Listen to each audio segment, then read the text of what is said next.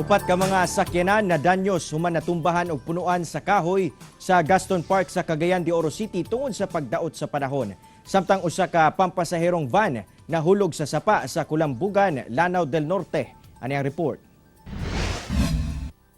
Crack sa windshield ug nadatugan sa dakong punuan sa kahoy. Kini ang nahitabo sa upat ka mga sakyanan nga nakapark lamang sa may Gaston Park sa Cagayan de Oro City. Matud pa nga kalit lang kuno natumba ang dakong punuan sa kahoy duol sa Archbishop House ug midiretso sa mga nakaparadang sakyanan. Hinoon, gilayong nagpahigayon og clearing operation ang mga personel sa City Disaster Risk Reduction Management Office. Nga ako'y transaksyon sa City Hall. Oo. Unya, igo lang mga 5 minutes lang siguro. Nanawag ang gabantay diri nga natumbahan ng kahoy. Oo. Mutong gidali na mo ganito diri. Nga lagi na siya natumbahan gyud.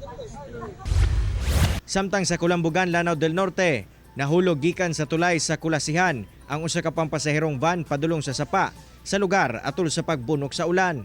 Sa video nga gi-upload ni Mercy Yabo, makita nga halos maunlod na ang maong van sa sapa.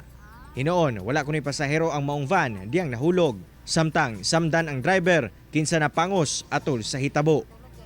Ako, si Cyril Chavez para sa One Mindanao